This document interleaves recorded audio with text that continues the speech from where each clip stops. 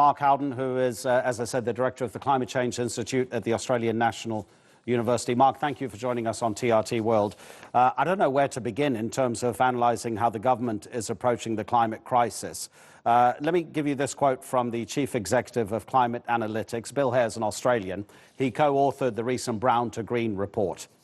And he says the country is led by politicians who in one way or another deny either the science or are de facto denying it and actively and willfully opposing or obstructing climate policies. Is that fair?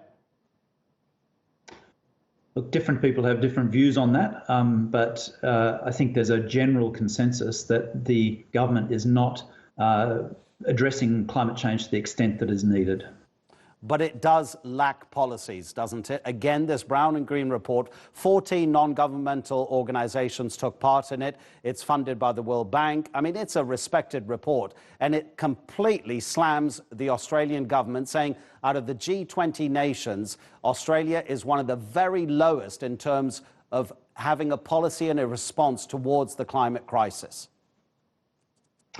And that's right. So we do have a range of policies, but they're not comprehensive. They're not necessarily connected in the way that we probably think they should be. And in particular, energy policy has been a long-term issue in terms of Australia, had a significant lack of agreement over that for several years, and that stymied investment in renewable energies and other similar technologies. OK, what does your institute say about the connection between the climate crisis and the fires that are burning in your country?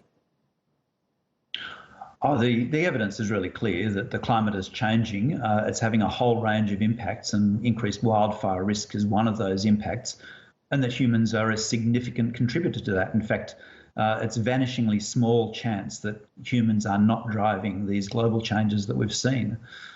So when we actually start to think about that, it says that we have a responsibility in terms of reducing those greenhouse gas emissions, which are causing climate change, making effective adaptation responses, that's putting in place the adaptation approaches and capability to use those approaches, but also investing in new technologies that can give us the energy, give us the industrial products, give us the land areas that we want, but reducing greenhouse gas emissions at the same time.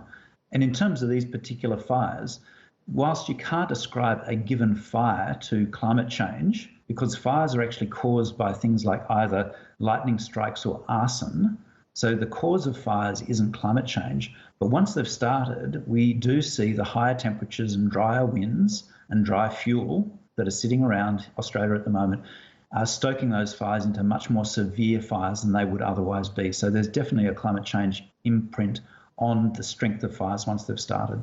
Is your institute disappointed with the government's approach to the climate crisis? It's quite obvious, isn't it? The governments all over the world, the ones who are even participating, and you can discount the United States, who are participating at the UN climate conference in Madrid, they appear to be, the latest report suggesting that they seem to be playing politics while the world burns. And it's quite obvious that countries don't want to make the economic sacrifices that are needed to make sure that the climate crisis doesn't make half the world uninhabitable in the next 100 years. Well, that's right. And different countries will operate in what they see as their own national interest and also in their own political interest.